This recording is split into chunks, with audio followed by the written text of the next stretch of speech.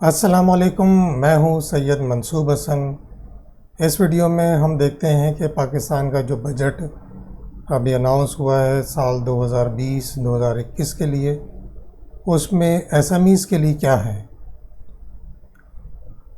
اس کے اندر ہم دیکھیں گے کہ کون کون سے پروویژنز جو ہیں بزنس کے لیے بہتری کے لیے آئے ہیں، کون کون سے پروویژنز ایسے ہیں جو کہ نئے چیلنج پیدا کر سکتے ہیں، اور کیا ایسا ہے جو کہ نہیں کیا گیا جو کرنا چاہیے تھا۔ تو سب سے پہلے دیکھتے ہیں کہ کون کون سے پروویژنز یا کون کون سی باتیں ایسی ہیں جو کہ بزنس کے لیے فائدہ مند ہیں۔ ود ہولڈنگ ٹیکس کا ایک بہت اسٹرانگ رجیم ہے جس میں سپلائز کے اوپر، سروسز کے اوپر اور دوسری کئی ایک اکنامک ٹرانزیکشنز کے اوپر ود ہولڈنگ ٹیکس اپلائی ہوتا ہے۔ ود ہولڈنگ ٹیکس کرنے کی ذمہ داری ود ہولڈنگ ٹیکس ایجنٹ پر آتی ہے، جس کے بارے میں سیکشن 153 سب سیکشن کے اندر ڈیفائن کیا گیا ہے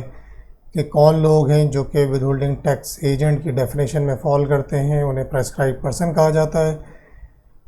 وہاں پر پہلے جو دیا گیا تھا کہ کوئی بھی انڈیویجول یا کوئی بھی ایسوسیشن آف پرسن یعنی پارٹنرشپ جو ہے جس کا پچھلے سال ٹرن اوور 50 ملین تک رہا ہو، وہ ود ہولڈنگ ٹیکس ایجنٹ کی ڈیفینیشن میں آتا ہے۔ اب یہ تجویز دی گئی ہے کہ اس تھریشولڈ کو بڑھا دیا جائے، یعنی اس کی لمٹ کو بڑھا کے 10 کروڑ تک لے جایا جائے، جو کہ بالکل مناسب بات ہے، کیونکہ 5 کروڑ والی لمٹ کافی پرانی تھی اور ود ہولڈنگ ٹیکس ایجنٹ بننے سے کافی مشکلات کا بزنس کو سامنا کرنا پڑتا ہے، اور اس کی جو کاسٹ آف ڈوئنگ بزنس ہے وہ کافی بڑھ جاتی ہے۔ ایک اور بہت اہم تجویز جو دی جا رہی ہے وہ ہے کہ جو انڈیویجولز، جو ایسوسیشن آف پرسنس یا کوئی اور پرسن جو کہ جنرل سیلز ٹیکس کے اندر رجسٹرڈ ہوتا ہے، تو وداؤٹ اینی تھریشولڈ یعنی بغیر کسی حد کے وہ ود ہولڈنگ ٹیکس میں ایجنٹ کے طور پہ شمار کیا جاتا تھا۔ اب اس کے لیے بھی یہی 10 کروڑ روپے والی لمٹ جو ہے وہ پریسکرائب کی جا رہی ہے، جو کہ بہت مناسب بات ہے۔ بہت سارے چھوٹے چھوٹے ایکسپورٹرز، چھوٹے چھوٹے امپورٹرز جو کہ جی ایس ٹی میں رجسٹرڈ ہیں، وہ خواہ مخواہ ود ہولڈنگ ٹیکس کی مشکلات کا شکار ہو رہے تھے۔ ان کو ود ہولڈنگ ٹیکس کرنا پڑتا تھا، ان کو ریکارڈ کرنا پڑتا تھا، یا اسٹل کرنا پڑتا ہے، کیونکہ ابھی تو یہ تجویز کے مرحلے پر ہے۔ جب یہ منظور ہو جائے گی تو پھر ہی ان کو اس بات سے سہولت ملے گی۔ تو جی ایس ٹی میں بھی جو رجسٹرڈ ہیں ان کے لیے بھی لمٹ وہی 10 کروڑ روپے کی ٹیکس ٹرن اوور کی تجویز دی جا رہی ہے کہ وہ پچھلے سال اگر ان کا ٹرن اوور 10 کروڑ تک رہا ہو تو ہی وہ ود ہولڈنگ ٹیکس ایجنٹ میں شمار ہوں گے۔ ایک بہت اچھی تجویز ہے یہ۔ اس کے علاوہ جو بزنس ہیں ان کی ضروریات میں کیش پیمنٹس بھی شامل ہوتی ہیں۔ بہت سارے اخراجات ہوتے ہیں جو کہ ان کو کیش میں کرنے پڑتے ہیں، تو اس کے لیے جو پہلے لمٹ تھی 10,000 روپے کی، اب اس کو لمٹ کو بڑھا کے 25,000 روپے کیا جا رہا ہے۔ تجویز دی گئی ہے کہ 25,000 روپے تک کر دیا جائے، اور کسی بھی ایک اکاؤنٹ میں زیادہ سے زیادہ کیش ٹرانزیکشن کی جو لمٹ تھی 50,000 کی، اس کو بھی بڑھا کر اب 2.5 لاکھ روپے کرنے کی تجویز دی جا رہی ہے، جو کہ بہت مناسب فیصلہ ہے، کیونکہ چھوٹی چھوٹی بہت ساری پیمنٹس ہوتی ہیں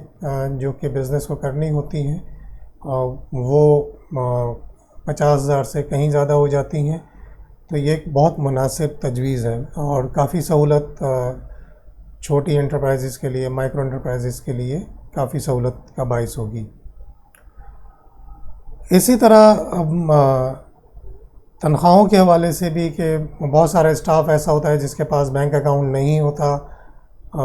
لیبر ہوتی ہے اور دوسرے ورکرز ہوتے ہیں جو بینک اکاؤنٹ مینٹین نہیں کر رہے ہوتے،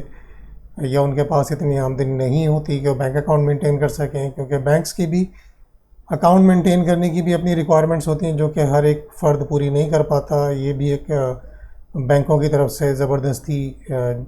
مشکلات پیدا کی گئی ہیں، جس کی وجہ سے پاکستان کے اندر بینکنگ کا رجحان بھی کافی کم ہے، اس کی بڑی وجہ بذات خود بینک بھی ہیں۔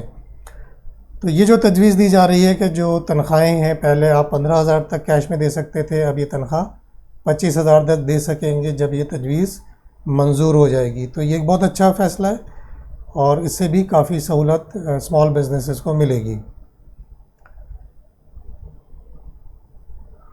وہ لوگ جن کی آمدنی باہر سے آتی ہے، جو باہر سے لوگ اپنے گھروں کو پیسے بھیجتے ہیں، جن کے لوگ باہر کام کر رہے ہیں، جن فیملیز کے لوگ باہر کام کر رہے ہیں، وہاں سے وہ پیسے بھیجتے ہیں، جب وہ وہاں سے پاکستان پیسے بھیجتے ہیں تو یہاں پر جو ان کے خاندان کے لوگ ہیں، جب وہ کیش نکلواتے ہیں تو اس پہ خواہ ٹیکس ڈیڈکشن ہو جاتی ہے کیش نکالنے پر۔ تو یہ اچھی تجویز دی جا رہی ہے کہ جتنی رقم باہر سے آئی ہے اتنی رقم تک نکلوانے پر کیش پہ کوئی ٹیکس نہیں لگے گا۔ ایک بہت مناسب تجویز ہے اور غیر ضروری جو ٹیکس برڈن لوگوں پر آ رہا تھا وہ کم ہو جائے گا، بلکہ وہ ٹیکس برڈن ختم ہو جائے گا۔ ایک اور بہت اچھی تجویز ہے کہ سینٹرلائز اور آٹومیٹک ٹیکس ریفنڈز کی، کہ ٹیکس ریفنڈ ایک بڑا تکلیف دہ مرحلہ ہے، اس کے لیے بڑے ڈاکیومنٹ جمع کرانے پڑتے ہیں، بہت کچھ کرنا پڑتا ہے، اس میں physical interaction F B R کے آفیشل کے ساتھ انوالو ہوتا ہے، اس میں کرپشن کے بھی امکانات کافی ہوتے ہیں۔ تو یہ ایک اچھی تجویز ہے کہ جو ریفنڈز ہیں وہ آٹومیٹیکلی پروسیس ہوں اور الیکٹرانکلی جو بھی اپلیکیشنز ہیں سبمٹ ہوں اور آٹومیٹکلی پروسیس ہو کہ جو ٹیکس ایس ایس سی ہے اس کے اکاؤنٹ میں وہ پیسے ٹرانسفر ہو جائیں ایف بی آر کی طرف سے۔ ایک بہت مستحسن قدم ہوگا جس کو اپریشیٹ کرنا بہت ضروری ہے اور ہم بہت اس کو اپریشیٹ کریں گے۔ ٹیکس جو کہ امپورٹ کے اسٹیج پہ لگتا تھا وہ پہلے پرسن ٹو پرسن اس کی پرسنٹیجز ویری کرتی تھیں، اب اس ریجیم کو چینج کر کے اب اسٹریٹ فارورڈ کیا جا رہا ہے، جو کہ بہت اچھی بات ہے کہ مشینری کیپٹل گڈ جیسے مشینری ہے، آپ اگر وہ امپورٹ کرتے ہیں تو اس پہ اسٹریٹ اوے 1% ٹیکس ہوگا، را مٹیریل امپورٹ کرتے ہیں تو اس پہ 2% انکم ٹیکس ہوگا ود ہولڈنگ، اور اگر آپ کوئی فنش گڈ امپورٹ کرتے ہیں تو اس پہ 5.5% ہوگا۔ یہ ایک بہت اچھی تجویز ہے تاکہ جو غیر ضروری فائدہ لوگ اٹھا رہے تھے ایس آر اوز کا یا اپنے آپ کو کسی خاص کیٹیگری میں ڈلوا کے بینیفٹ لے رہے تھے، تو وہ چیز بھی ختم ہو جائے گی اور گورنمنٹ آف پاکستان کو جو ٹیکس کا لاس ہو رہا تھا وہ بھی ختم ہو جائے گا اور جو امپورٹرز ہیں ان کو بھی کافی سہولت ہو جائے گی۔ کچھ امپورٹرز ہیں ان کے لیے جو پرانا طریقہ کار ہے وہ بحال رکھا گیا ہے، جو ایس آر او 1125 میں آتے ہیں 2011 کا، اس کے اندر ان کے لیے برقرار رکھا گیا ہے، اس میں کوئی تبدیلی نہیں آ رہی۔ ڈسپیوٹ ریزولوشن کا ایک میکینزم کئی سال پہلے متعارف کرایا گیا تھا، ابھی تک اس سے کوئی خاطر خواہ فائدہ نہیں اٹھایا جا سکا ہے۔ اس کے اندر کچھ رکاوٹیں بھی تھیں اور ایف بی آر شاید اپنے اندرونی معاملات میں کافی مصروف رہا، تو جو آلٹرنیٹ ڈسپیوٹ ریزولوشن کی کمیٹیز ابھی خاطر خواہ فارم نہیں ہوئی ہیں، کافی درخواستیں دی گئی ہیں لیکن ابھی تک ان پہ عمل نہیں ہوا ہے۔ اس کے اندر ایک خاص نقطہ یہ بھی تھا کہ جو آلٹرنیٹ ڈسپیوٹ ریزولوشن کمیٹی ہے اس کا فیصلہ جو ٹیکس پیئر ہے اس پہ بھی لاگو ہوگا، اس کی پابندی لازمی ہوگی، اور جو ریلیونٹ کمشنر ہے اس کے اوپر بھی لازمی ہوگی پابندی۔ یعنی اگر وہ فیصلہ ٹیکس پیئر کو پسند نہیں ہے تو اس کے باوجود بھی وہ اس فیصلے کو ماننے پر پابند تھا۔ اب یہ چیز تبدیل کی جا رہی ہے کہ اگر ٹیکس پیئر جو ہے وہ اے ڈی آر سی کے فیصلے سے مطمئن ہے تو پھر اس نے جہاں جہاں اپنی دوسری اپلیکیشنز دی ہوئی ہیں، اپیلز فائل کی ہوئی ہیں،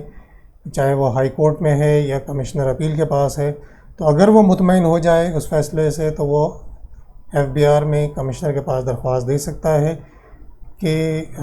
وہ اس فیصلے سے مطمئن ہے اور اپنی درخواست وہ دوسرے فورم سے واپس لے رہا ہے۔ یہ ایک بہت اچھا فیصلہ ہے، اچھی تبدیلی ہے، امید ہے کہ یہ ضرور منظور ہوگی۔ اور ساتھ ساتھ ہم یہ بھی چاہیں گے کہ ایف بی آر جو ہے وہ اس پروسیس کو ذرا تیز کرے آلٹرنیٹ ڈسپیوٹ ریزولوشن کمیٹیز بنانے کے لیے، کیونکہ بہت ساری اپلیکیشنز وہاں پر پینڈنگ میں ہیں جو کہ ADRC کے ذریعے زیادہ بہتر طریقے سے ریزالو ہو سکتی ہیں، ان کے اوپر آسانی سے فیصلہ ہو سکتا ہے۔ ٹول مینوفیکچرنگ جو ہے وہ اس کے اوپر عجیب ایک کشمکش جو ہے وہ صوبوں اور فیڈریشن کے درمیان چلتی رہتی ہے۔ ٹول مینوفیکچرنگ سروسز میں بھی شمار ہوتی ہے کیونکہ بیسیکلی تو یہ سروس ہے اور اس پہ سروسز کا ٹیکس لگتا تھا۔ اب یہ جو ہے وہ انکم ٹیکس جو ہے وہ ٹول مینوفیکچرنگ سروس کے اوپر سروسز والا جو ود ہولڈنگ ٹیکس تھا وہ لگتا تھا، اور اس کی وجہ سے جو کاسٹ آف مینوفیکچرنگ تھی وہ بڑھ جاتی تھی۔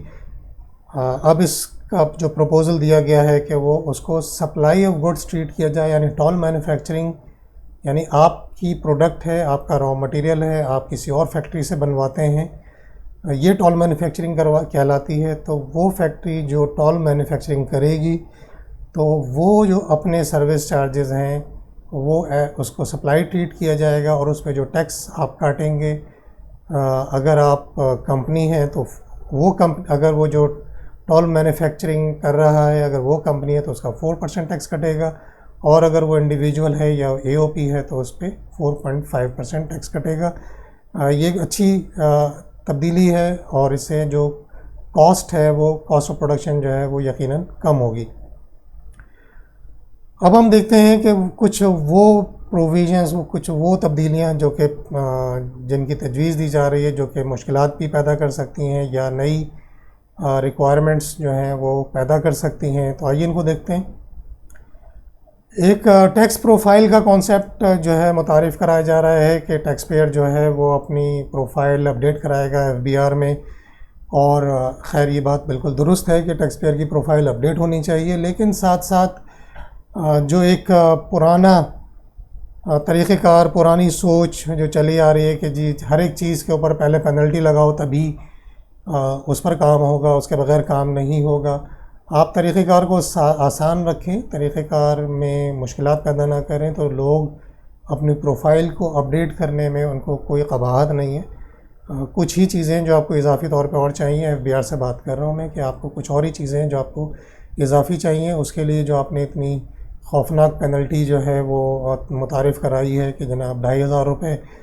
روز کے حساب سے، اور کم سے کم 10,000 پینلٹی جو آپ اس میں لگا رہے ہیں، تو یہ خوامخواہ لوگوں کو بدظن کرنے والی بات ہے کہ بجائے اس کے کہ ٹیکس اتھارٹیز اور جو ٹیکس پیئرز ہیں، جو پاکستان کے لوگ ہیں، ان کے درمیان جو اعتماد کا پہلے ہی کافی بڑا فقدان ہے وہ دور ہو، اس کو دور کرنے کے بجائے آپ ان کو مزید دور کرنے کی بات کر رہے ہیں، پینلٹیز لگانے کی، کہ جس میں کہ ان کا کوئی بظاہر کوئی ایسی چیز نہیں ہے کہ وہ غلط کام کر رہے ہوں جس کی آپ ان کو پینلائز کریں۔ تو یہ پروفائل ضرور اپڈیٹ ہونی چاہیے۔ اس کو آپ اس بات سے نفی کر سکتے ہیں کہ اگر ٹیکس پروفائل آپ کا اپڈیٹ نہیں ہو تو آپ انکم ٹیکس ریٹرن آپ کا فائل نہیں ہو سکے۔ انفارمیشن ٹیکنالوجی کا دور ہے، ٹیکنالوجی بہت آگے جا چکی ہے، اپلیکیشنز بہت اچھی اور بہت اسمارٹ بن رہی ہیں، تو آپ اس کو اس کے ساتھ لنک کر دیں بجائے پینلائز کرنے کے۔ تو لامحالہ ہر ٹیکس پیئر اپنی پروفائل کو اپڈیٹ کرے گا، کیونکہ اس کے بغیر اس کا ٹیکس ریٹرن فائل ہی نہیں ہوگا۔ تو یہ پینلٹیز والی سوچ کو ذرا آپ اس کے اوپر دوبارہ غور کیجیے، اور تمام پینلٹیز پر کو دوبارہ ریویو کریں، اور جتنا اس کو ختم کر سکتے ہیں ختم کریں، اور جتنا کم کر سکتے ہیں کم کریں، تاکہ لوگ آپ کے قریب آئیں، آپ سے دور نہ بھاگیں۔ ایک اچھی چیز ہے بظاہر، اور لیکن ساتھ ساتھ اس کے اندر جو چیلنج پیدا ہوگا لوگوں کے لیے کہ جو اسیسمنٹ کے اندر ایڈجسٹمنٹ، ابھی یہ ہوتا ہے کہ جو بھی آپ نے ریٹرن فائل کیا وہ ریٹرن فائل ہو جاتا ہے، اس کے اندر مختلف لنکس ہیں، کوئی بہت ساری انٹریز جو ہیں وہ مینول کرنی پڑتی ہیں، بہت سارا ڈیٹا جو FBR کے پاس موجود ہوتا ہے، جیسے ود ہولڈنگ ٹیکسز کا پروفٹ آن ڈیٹ کے اوپر، یا ود ہولڈنگ ٹیکسز جو ڈیڈکٹ ہوئے ہوئے ہیں وہ پہلے سے FBR کے پاس موجود ہوتے ہیں، تو وہ خود بخود اٹھ کر ریٹرن میں آ جانے چاہیے۔ جب اس کے CNIC پہ، جب اس کے NTN پر وہ ڈیڈکشنز ہوئی ہیں، تو وہ ساری چیزیں خود بخود اس کے ریٹرن کا پارٹ بن جانی چاہیے۔ اس کے اندر ایک لنک ہونا چاہیے کہ آپ کو اگر یہ ڈیٹا ٹھیک لگتا ہے تو آپ اس کو اوکے کر دیں تو آپ کے ریٹرن کا پارٹ بن جائے گا. جو چیز آپ کو اوکے نہیں لگ رہی اس کو آپ اگنور کر دیں تو وہ آپ کے ریٹرن کا پارٹ نہیں بنے گا. تو یہ ایک چیز آپ کو کرنی چاہیے. لیکن جو آپ نے جو اس میں جو ٹیکس پیئر کے لیے مسئلہ ہو سکتا ہے کہ جو ڈیٹا جو کہ کم جو لوگ ٹیکس ریٹرنز کو اچھی طرح ریٹرن بنانا نہیں جانتے اور وہ لوگ ٹیکس ریٹرن بنا کر فائل کرتے ہیں، اس کے اندر ایررز ہوتے ہیں، صرف فگرز کو بیلنس کر کے ریٹرن فائل ہو جاتا ہے جو بعد میں ان کے لیے مشکلات کا باعث بن سکتا ہے. اب یہ جو آٹومیٹڈ ایڈجسٹمنٹ ہے وہ اس طرح کی غلطیوں کی نشاندہی کرے گی اور اس کو ایڈجسٹ کرے گی، اور یہ ٹیکس پیئر کو اس کے نتیجے میں نوٹسز کا اجرا ہو سکتا ہے. تو اس لیے وہ ٹیکس پیئرز سے تمام ٹیکس پیئر سے گزارش ہے کہ وہ اپنے ٹیکس ریٹرنز کو بہتر طریقے سے صحیح طریقے سے جمع کریں. اگر خود جمع کرتے ہیں تو صحیح طریقے سے جمع کریں، کسی اور سے جمع کرواتے ہیں تو کسی ایسے پروفیشنل سے جمع کروائیں جو کہ ٹیکس ریٹرنز کو پراپر طریقے سے جمع کرنا جانتا ہے، تاکہ آپ کے لیے بعد میں مشکلات نہ ہوں، اور یہ پروویژن یقیناً مشکلات پیدا کرے گا. سرٹین اکنامک ٹرانزیکشنز کے حوالے سے جو ہے وہ ابھی کیونکہ معلومات ابھی اس پہ تفصیل اویلیبل نہیں ہے کہ یہ ایف بی آر کون سی ٹرانزیکشنز کی ڈیٹیلز جو ہے وہ مانگ سکتا ہے. اس کے اندر یہ بات بھی ہو رہی ہے کہ جی ایف آئی اے سے اور نیب سے اور اس کے نادرا سے بھی ڈیٹا کو لنک کر کے وہاں سے بھی معلومات ریئل ٹائم بیسس کے اوپر ایف بی آر لے لے گا. تو یہ اب ٹیکس پیئر کو یہ بات سمجھنی ہے کہ اب اس کی کوئی چیز کوئی ٹرانزیکشن اب کنسیلڈ نہیں رکھی جا سکتی. جو ایسیٹس ہیں وہ سب سامنے آ جائیں گے، تو اس لیے ان کو اپنا ٹیکس ریٹرن پراپرلی سبمٹ کرنا چاہیے. کوئی چیز ہڈن نہیں رکھنی چاہیے. یہ آپ کی اخلاقی اور قومی ذمہ داری ہے کہ آپ اپنا ٹیکس ریٹرن صحیح سے جمع کرائیں. جو ٹیکس آپ کا بنتا ہے وہ درست ٹیکس جمع کروائیں، ٹیکس چوری نہ کریں. یہ آپ کی اخلاقی اور قومی ذمہ داری ہے. جیسے جیسے سسٹمز آتے جا رہے ہیں، جیسے جیسے ٹیکنالوجی آگے بڑھتی جا رہی ہے، تو ویسے ویسے اب اس طرح کے کام کرنا بھی تقریباً ناممکن ہوتا جائے گا. یہ بات ہم کر چکے ہیں کہ ریئل ٹائم ایکسیس جو ہے وہ ایف بی آر آپ مختلف اداروں سے کنیکٹ کر کے وہاں سے ڈیٹیلز لے سکتا ہے. تو اس کے لیے ظاہر لیگل کوئی فریم ورک بنانا ہوگا، کوئی قانون سازی کرنی پڑے گی، تو وہ قانون سازی بھی کر لی جائے گی. اب ایک جو بڑی نامناسب سی بات لگ رہی ہے، بالکل اللاجیکل بات لگ رہی ہے کہ الیکٹریسٹی ایکسپینس کو مشروط کیا جا رہا ہے مختلف طریقوں سے، کہ اگر آپ کا کمرشل انٹرپرائز ہیں یا آپ انڈسٹریل انڈرٹیکنگ ہیں، اگر آپ الیکٹریسٹی ایکسپینس کلیم کر رہے ہیں تو وہ جب تک آپ کچھ شرائط پوری نہیں کریں گے تو آپ کا الیکٹریسٹی ایکسپینس جو ہے وہ نہیں مانا جائے گا. اس کا طریقہ کار دیکھنے کی ضرورت ہے کہ وہ کون سی شرائط ہیں، وہ کون سی چیزیں ہیں. کہیں ایسا نہ ہو کہ خواہ مخواہ کی مشکلات پیدا کر کے ایک دفعہ پھر آپ وہی کام کریں کہ بجائے اس کے کہ لوگ ٹیکس ریٹرن جمع کرانے کی طرف راغب ہوں، بزنس کو آگے بڑھا کے ڈاکیومنٹ کرنے کی کوشش کریں، بجائے اس کے وہ اور دور ہو جائیں اور پاکستان کے اندر ڈاکیومنٹڈ اکانومی کے بجائے بلیک اکانومی کا کانسیپٹ جو ہے وہ بڑھتا چلا جائے. اسی طرح یہ ایک اور جو مشکل پیدا کرنے والا پروویژن جو تجویز ہے کہ اگر کوئی رجسٹرڈ پرسن ہے، یعنی جی ایس ٹی میں رجسٹرڈ پرسن ہے، وہ اگر کسی naan registered person in registered person کو سپلائی کرتا ہے تو اس کا جو سرٹین ایکسپینسز ہیں وہ ڈس الاؤ کر دیے جائیں گے. اگین یہ بہت ڈسکریجنگ طریقہ کار ہے. اس میں آپ لوگوں کو بجائے اس کے کہ آپ ڈاکیومنٹڈ اکانومی کی طرف لے کر آئیں، آپ ان کو مزید دور کریں گے. اور یہ پینلٹیز اور ڈس الاؤنس کا جو کلچر ہے اس کو ختم کرنے کی ضرورت ہے. اس کے بجائے یہ فی الحال تو یہ ویڈیو ویسے تو انکم ٹیکس کے حوالے سے ہے، لیکن جی ایس ٹی کے حوالے سے میں یہاں پر آپ کے سامنے ایک تجویز دینا چاہوں گا کہ آپ جو جی ایس ٹی کا جو موجودہ طریقہ کار ہے اس کو بالکل تبدیل کریں اور اس کو ویٹ موڈ میں لے کر آئیں، تو آپ کے سارے مسائل حل ہو جائیں گے. ڈپارٹمنٹ کے اندر جو انٹرنل کرپشن کے ایشوز ہیں وہ بھی کافی حد تک ہینڈل ہو جائیں گے، اور جو اکانومی کو ڈاکیومنٹ کرنا اور اس پہ جو ٹیکس کی کیلکولیشن ہے، جی ڈی پی کی کیلکولیشن ہے، وہ سب کافی بہتر ہو جائے گی۔ تو آپ ایک 2% یا 2.5% ویٹ جو ہے وہ انٹروڈیوس کرائیں، تو اس طرح کے جو بظاہر لوگوں کو ٹیکسیشن سے دور کرنے والے پروویژنز ہیں، آپ کو پھر ان کی ضرورت نہیں پڑے گی۔ اس کے ساتھ اب ہم دیکھتے ہیں کہ وہ کون سی چیزیں ہیں جو کہ کرنی چاہیے تھیں، جو نہیں کی گئی ہیں یا ان کو پھر کام ہونا چاہیے۔ اس میں سے ایک تو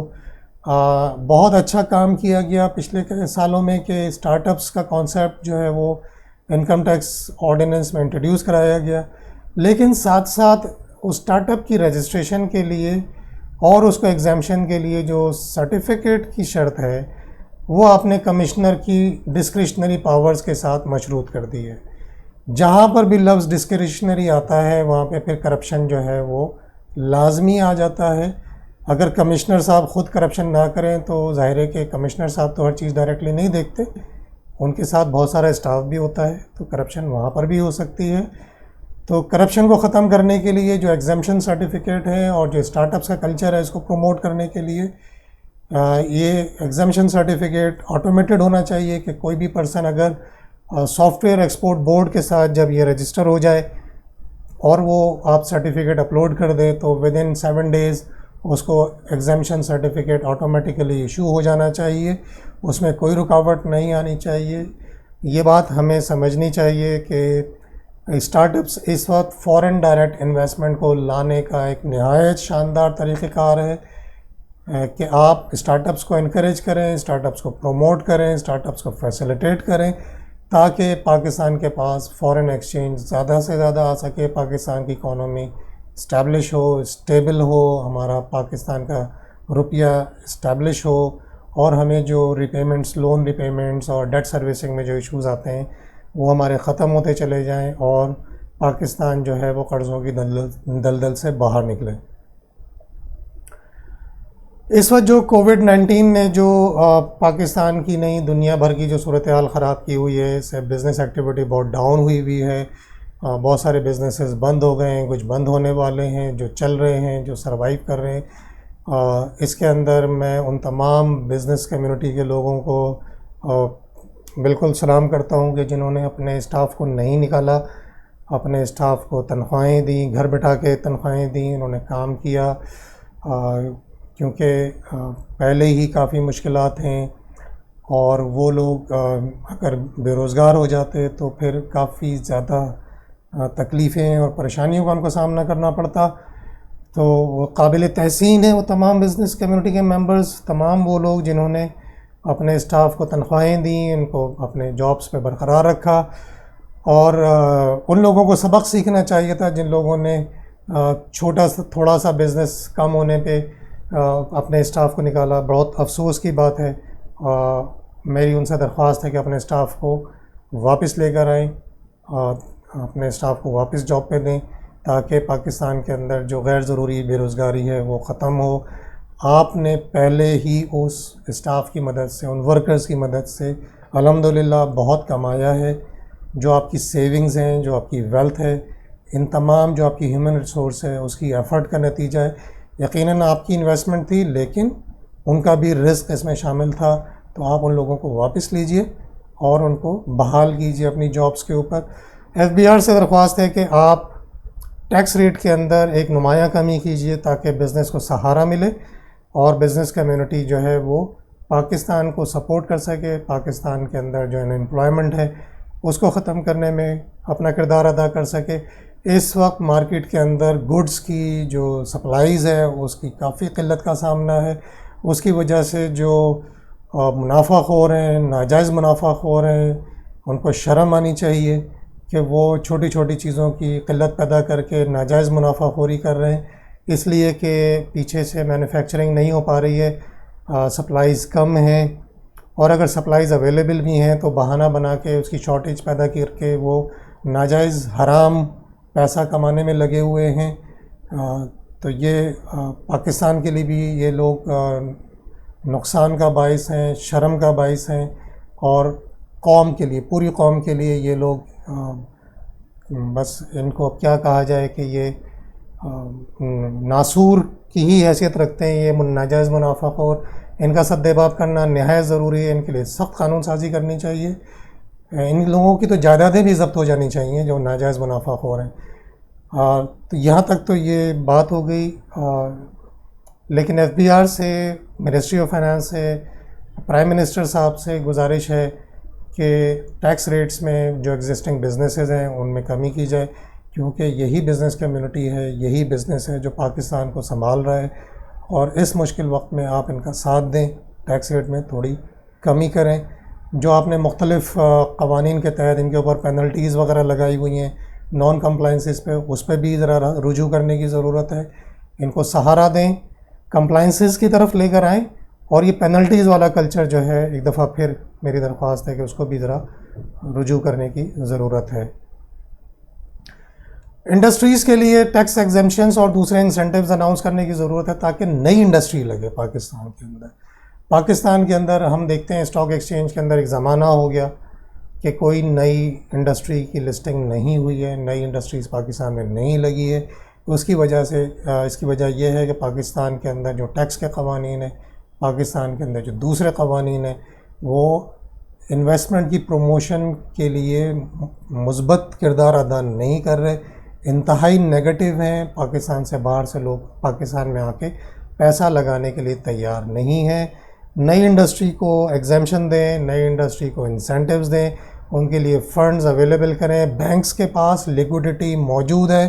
ٹریجری بلز کے اندر ان کی انویسٹمنٹ ہوئی ہوئی ہے، ٹریجری بل سے نکال کے مارکیٹ کے اندر پیسے کو سرکولیٹ کرنے کی ضرورت ہے۔ اسٹیٹ بینک کے اندر اگر وہ پیسہ جمع ہوا ہے تو وہ پاکستان کی اکانومی کے اندر کوئی کنٹریبیوشن نہیں دے رہا۔ اسٹیٹ بینک سے نکال کے اس کو واپس بینکوں میں بھیجیں، بینکوں سے نکال کے انڈسٹری کو دیں تاکہ انڈسٹری لگے، اکنامک ایکٹیویٹی ہو، پاکستان آگے بڑھے۔ فارن ایکسچینج بڑھانے کے لیے آپ یہ کام کریں کہ سب سے بڑا کام جو ضروری ہے کہ جو پاکستان کے اندر جتنی امپورٹس ہو رہی ہیں، وہ امپورٹ سبسٹیٹیوٹنگ انڈسٹریز کو پروموٹ کریں، ان کو ٹیکس انسینٹیو دیں، ان کو زمین مفت میں فراہم کریں۔ ان کو زمین، اتنے مہنگی زمینیں دینے کا کوئی فائدہ نہیں ہے، انڈسٹری نہیں لگ رہی۔ آپ اپنی زمین کی قیمت 2-2 کروڑ روپے ایکڑ، 5-5 کروڑ روپے ایکڑ رکھ کر آپ خوش ہوتے رہیں کہ جی ہماری زمینیں اتنی قیمتی ہیں، اس کا کوئی فائدہ پاکستان کو نہیں پہنچ رہا۔ امپورٹ سبسٹیٹیوٹنگ انڈسٹریز کو آپ یہ فری میں زمین لگانے کے لیے دیں، چاہے وہ 5 ایکڑ ہو، چاہے وہ 10 ایکڑ ہو، 0 روپیز کے اوپر آپ ان کو یہ انڈسٹری دیں۔ ڈیولپمنٹ گورنمنٹ اپنے خرچے پہ کرے اس علاقے کی، اس کو انڈسٹریل اسکیل پہ جو اس کی فیسلٹیز ہیں وہ پرووائڈ کرے، تاکہ پاکستان کا جو قیمتی فارن ایکسچینج ہے، جو کہ پاکستان تقریباً 24 سے 25 ارب ڈالر نیگیٹو میں رہتا ہے صرف امپورٹس کی وجہ سے، وہ کم ہونا شروع ہو۔ جتنی بھی امپورٹ سبسٹیٹیوشن ہو سکتی ہے میکسیمم پاکستان کے اپنے انڈسٹریلسٹ کو، پاکستان کے اپنے بزنس مین کو، ان کو بھی انسینٹیو دیں۔ پاکستان سے باہر جو لوگ ہیں، دوسری دنیا کے لوگ ہیں، ان کو انسینٹیو دیں۔ چائنا کو بلائیں، ملیشیا کو بلائیں، سنگاپور کو بلائیں، ساؤتھ کوریا کو بلائیں، دوسرے ملکوں کو بلائیں، سب کو بلائیں، پاکستان کے اندر انڈسٹری لگائیں، امپورٹ سبسٹیٹیوشن پر کام کریں۔ اس طرح ہماری امپورٹس بھی کم ہوں گی، اس طرح ہمارے ہاں امپلائمنٹ بھی جنریٹ ہوگی، ریسورسز کی صحیح یوٹیلائزیشن ہوگی۔ ایف ڈی آئی کے حوالے سے میرا ذاتی تجربہ ہے، پاکستان کے اندر اسٹیٹ بینک نے یہ ذمہ داری جو آتھورائز ڈیلرز ہیں ان کو دی ہوئی ہے۔ آتھورائز ڈیلرز بہت افسوس کے ساتھ اس کے لیے ٹرینڈ نہیں ہیں، ان کے پاس کمپیٹنٹ ریسورسز نہیں ہیں۔ فارن ڈائریکٹ انویسٹمنٹ کی رجسٹریشن، ریپیٹریبل، خاص طور پر ریپیٹریبل فارن ڈائریکٹ انویسٹمنٹ کے اوپر تو شاید ان کو یا تو معلومات نہیں ہے یا وہ چاہتے نہیں ہیں کہ ریپیٹریبل فارن ڈائریکٹ انویسٹمنٹ ریکارڈ ہو، کیونکہ ان کو کام کرنا پڑے گا، کیونکہ بعد میں ڈویڈنڈ بھی بھیجنا ہے، اس کے لیے بھی ان کو کام کرنا پڑے گا، تو شاید وہ کام نہیں کرنا چاہتے، اس لیے ہر ایف ڈی آئی کو وہ non repatriable F D I treat کرنے کی بھرپور کوشش کرتے ہیں۔ تو یہ اسٹیٹ بینک کو دیکھنے کی ضرورت ہے کہ یا تو وہ اپنے پاس اپنا ایک ڈپارٹمنٹ، اسپیشلائز ڈپارٹمنٹ بنائے جہاں پہ فائنانس کے پروفیشنلز ہوں، اکاؤنٹنگ کے پروفیشنلز ہوں جو ایف ڈی آئی کو سمجھتے ہوں، ایف ڈی آئی کی ریکارڈنگ کرنا جانتے ہوں اور ایف ڈی آئی کی ریپیٹریشن، اس سے ریلیٹڈ ڈویڈنڈ، ان معاملات کو سمجھتے ہوں، اور جو دنیا کا پیسہ بلیک منی کی پارکنگ، اینٹی منی لانڈرنگ، اس کے ایکسپرٹس ہوں، اس کے اندر اس ڈپارٹمنٹ میں رکھیں، یا پھر اگر اسٹیٹ بینک اپنے پاس نہیں رکھنا چاہتا تو بینکوں کو پابند کرے کہ وہ اپنے پاس اس طرح کا اسپیشلائزڈ ڈپارٹمنٹ بنائے جو کہ ایف ڈی آئی کے اندر اسپیشلائز کرتا ہو، تاکہ پاکستان میں F D I within 24 hours record ہو، اور اس کو جو فارن انویسٹر ہے، چاہے وہ پاکستانی ہے چاہے وہ کوئی اور غیر ملکی ہے، اس کو انویسٹمنٹ کرنے میں کوئی پرابلم نہیں ہو پاکستان کے اندر۔ ایک اور چیز جو ہم نے آبزرو کی ہے کہ باہر سے پیسہ آتا ہے اسٹاک ایکسچینج کی سیکنڈری مارکیٹ کے اندر، پرائمری مارکیٹ کے اندر آئے well and good, welcome, most welcome, آنا چاہیے پرائمری مارکیٹ کے اندر، لیکن سیکنڈری مارکیٹ کے لیے باہر سے آنے والے کسی بھی پیسے کو بالکل ڈسکریج کرنا چاہیے۔ کوئی جو فارن انویسٹمنٹ جو ہے وہ کسی بھی اسٹاک مارکیٹ کے اندر جو شیئرز مارکیٹ میں فلوٹ ہونے کے علاوہ جو اویلیبل ہیں اس میں نہیں دینا چاہیے، الاؤ کرنا چاہیے، کیونکہ باہر سے جب پیسہ آتا ہے تو مارکیٹ میں خواہ تیزی آ جاتی ہے، اس تیزی کا وہ فائدہ اٹھا کے وہ اس تیزی کے اندر شیئر پہلے پیسے انویسٹ کرتے ہیں، جیسے ہی ریٹ اوپر ہو جاتا ہے وہ فوراً بیچ کے منافع کے ساتھ پاکستان کا قیمتی زر مبادلہ لے کے واپس بھاگ جاتے ہیں۔ میں ٹرم واپس چلے جاتے یوز نہیں کروں گا، میں بھاگ جاتے ہی یوز کروں گا، کیونکہ وہ اس مارکیٹ کو فائدہ اٹھانے کے لیے آتے ہیں۔ اور اس طرح کی جو ریٹنگز ہیں کہ پاکستان کی اسٹاک مارکیٹ بہت زبردست مارکیٹ ہے، بہت گروئنگ مارکیٹ ہے، یہ سب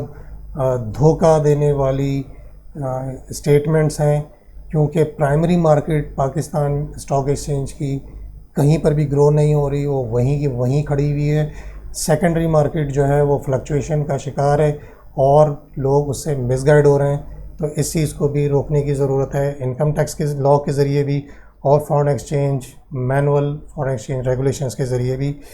اس کو روکنے کی ضرورت ہے۔ تو یہ کچھ گزارشات تھیں جو کہ فیڈرل بجٹ کے حوالے سے تھیں، جو کہ پاکستان کی